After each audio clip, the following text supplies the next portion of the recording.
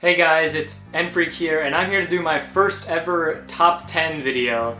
I'm probably not going to make this a regular thing, but I wanted to do a top 10 video for my Games of the Year of 2012.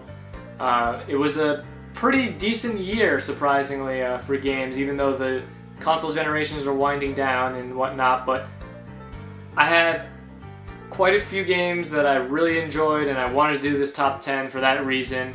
I might do this for the years to come after this as well, but I decided to do this one now. So before I get started with my actual top 10, I wanted to mention a few honorable mentions. The first one I want to mention is The Walking Dead. I haven't played the entire series yet, so I don't know like how good the game is. I played basically episode 1, and that's it. And episode 1 was really good. It grabbed me, but I haven't been able to play any of the other episodes yet, so that might have cracked my top 10 if I had finished it in 2012, but since I didn't, it's not in there. And another honorable mention is Professor Layton and the Miracle Mask. I love the Professor Layton games a ton, like I've mentioned before, and this one's no different. I loved the story, I loved everything about it, so definitely want to mention that as an honorable mention. And I did want to also mention Mass Effect 3. Forget about the entire ending debacle, forget about everything. Mass Effect 3 on its own was still a great game. There was tons of great set pieces, you know, the story is still good. I mean, everything you did up until the ending had an effect from the previous two games, so it's not like, okay, the ending was disappointing, obviously, you didn't get much say in what happened, obviously, but everything up to that point was still really, really good, and the Mass Effect universe is still one of my favorite universes of all time, so I had to mention this as an honorable mention, even though it didn't break my top 10 list. Now to get started with the actual top 10, let's start off with number 10, which is actually a digital game. There's quite a few digital games on this list.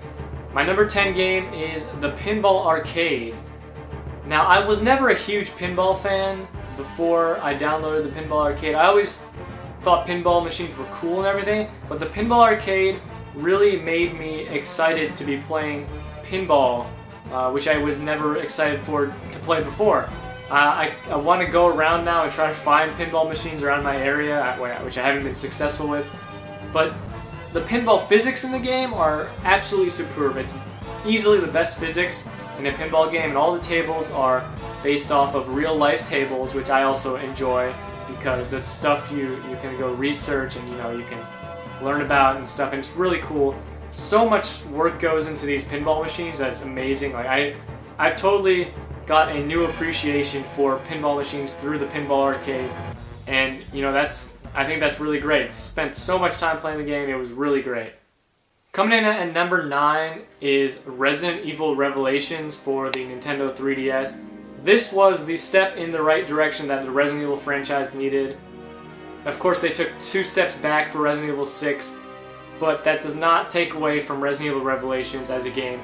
It went back to its survival horror roots as far as, I guess the ship portions were more survival horror and the other portions were a little more action heavy, but it was still more like the Resident Evil games that we've known to love from Resident Evil 4 and maybe even games before that like Code Veronica and stuff. It doesn't play like any of the really old Resident Evil games. It still has the third-person view, but it definitely had that sense of fear and the bullets.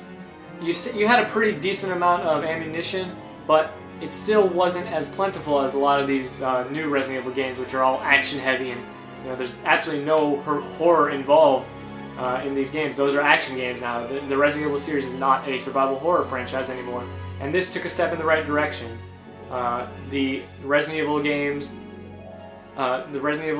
have not been very fun for me, and this game added a whole bunch of stuff like the raid mode. It's a full-fledged Resident Evil game on a handheld, and really, what more could you ask for? At number 8, it is Halo 4. I was a pretty big fan of this game. A lot of people seemed disappointed by Halo 4. Apparently they didn't enjoy the campaign a lot. But I personally found the campaign to be very enjoyable. more so than even something like Halo 3, which I thought was just an average campaign. Halo 4 really had everything I would want from a Halo game. They had a great campaign. The multiplayer is just as good as ever, if not better than something like Halo 3, which is actually the last Halo game I played, so maybe when I played it, it felt more fresh, whereas other people may have been playing games like Halo 3 ODST and Halo Reach. I did play Halo Reach multiplayer a lot, but I didn't really play the campaign, so I was itching to play a new campaign in the Halo game. This really hit the spot for me, and the visuals are gorgeous, the music is great. I really enjoyed Halo 4. My number 7 game was a pretty huge surprise for me. I did not expect much from Nintendo Land at all. If I could not play this game with friends, it wouldn't be on my list at all. It wouldn't be even in my honorable mentions. But if you can get a set of five friends over to play this game, it is one of the best multiplayer experiences you can have out of any game out there. It was so much fun to play this with friends. We are still playing it to this day. Luigi's Ghost Mansion, Animal Crossing Sweet Day, Mario Chase, incredible multiplayer experiences.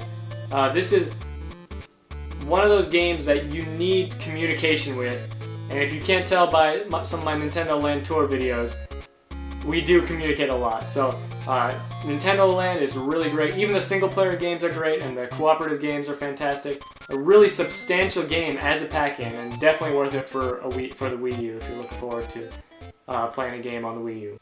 At number 6, it is a sequel to one of my favorite games of all time. It is Virtue's Last Reward for the Nintendo 3DS, also for the Vita if you have a Vita. This is a visual novel type game, and the story is absolutely amazing. These games, 999 and Virtue's Last Reward, really surprised me and really make me want more visual novel type games to come out in the US. There seems to be a big market for them in Japan. But here, they're not that popular.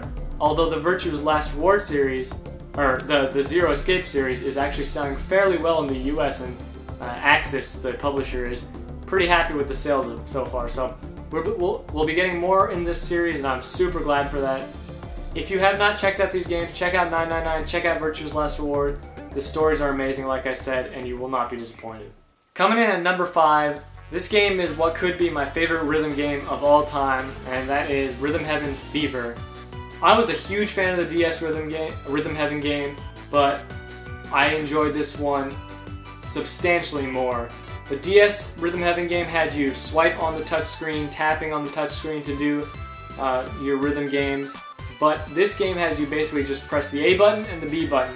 And the amount of precision you need for a lot of these rhythm games really lends itself well to just the press of a button. And I love that about it. The music is fantastic. It's really quirky. I love the visual style of this game. It's made by the WarioWare team. Love the quirkiness of these titles. Fantastic rhythm game. Anybody who's a rhythm fan should check it out. It's amazing. At number 4, it is ZombiU for the Wii U. This game probably could have had a better name, but the actual game really delivered on the promises of Ubisoft. They have released poor launch titles for Nintendo platforms in the past, Red Steel being one of them, but ZombiU, like I said, delivered on all fronts. I think the gameplay really held up to its survival horror elements that it has, and the Dark Souls-y type gameplay and whatnot really felt great. I was pretty surprised by this game. I had high hopes, but I was still surprised by how much fun I had. It's really fun to go around this world and kill these zombies and whatnot, and you really feel a sense of tension, and you need to survive in this world. There could be improvements for a sequel. I hope there's a better story in the sequel. The visuals could be improved on. But as a launch title, and even as just a game by itself, it is a fantastic experience. Makes great use of the Wii U gamepad as well. I love ZombiU. At number 3 is another digital game, and that game is a PSN title exclusively. That is Journey. Journey is more of an experience than an actual game, for me at least. You're going around basically this giant desert world, and you're basically exploring, trying to figure out what's going on. But what's really, really great about Journey is that fact that you can get together with a random stranger who just pops into your game, and you really go on this journey, hence the name, together. You don't have any voice interaction. The only interaction you have is basically like a sort of whistle that you press a button, and it's just an amazing experience to go around with this random person and go through this world exploring everything with one guy. That it's not really the type of experience I've ever had before. Not to mention the music is phenomenal, and the visuals are absolutely gorgeous. One of the best looking games I've ever played artistically. But Journey is just a fantastic game, and definitely you need to check it out if you have a PS3. At number 2, once again, a digital title, and if you haven't heard me rave about this already, you will now. The game is Hotline Miami, and it is just an absolute masterpiece. Like I mentioned in my review, go check it out if you haven't, I didn't know about this game at all before it came out and before I played it. It was a huge surprise to me. The gameplay is fast-paced, frantic, fun. You're going around killing every one of these rooms like sort of like a top-down action-style game, and it's just an extremely fun experience. It's tons of replayability. The music is one of my favorite music soundtracks of the year, if not my favorite. And there's just so much to like about the game. It's an indie title. It's really cheap. Anybody should check it out. I've already raved about it enough. But yeah, check it out if you haven't already. Finally, getting to my number 1 game of the year. It's another game that I really was not expecting a whole lot out of, but it came out and surprised me greatly. That game, my number 1 game of 2012, it is Kid Icarus Uprising for the 3DS. There is so much content in this game, so much content. The single player experience, you play through 9 chapters or so, and you get to a point where you think it ends. And then there's a twist. Everything after that starts getting ridiculously crazy. There's about 25 or so chapters, and it's about a 15 to 20 hour experience, just the single player mode. And it's so fun to go back and play through these levels again and again. The flying sections are kind of like Sin and Punishment, which is great. The on-foot sections are like a third-person battle type game, and it's just really great. The story was surprisingly amazing. I did not expect anything from the story or the dialogue, which is genuinely funny. The graphics look great on 3DS. The 3D is great. The music is, like Hotline Miami, one of my favorite soundtracks of the year, if not my favorite. And there's just so much to love about the game. People don't like the controls in Kid Icarus Uprising, and I say it's just people don't want to learn a new control scheme. I did not find it uncomfortable personally. I got used to it after about 15 to 30 minutes, and I could not imagine a different control scheme for Kid Icarus Uprising.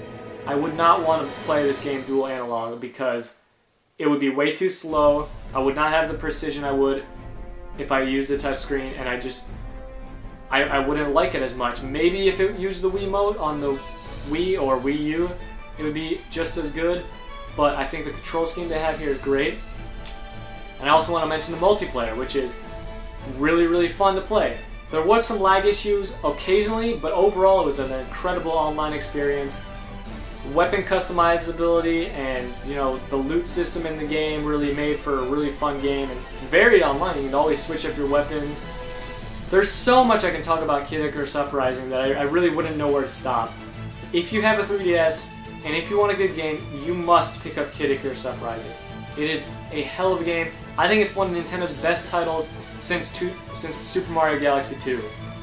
It's freaking incredible. I love it, and that's why it is my personal game of the year. So thanks everyone for watching my top 10 games of the year. Hopefully you enjoyed it.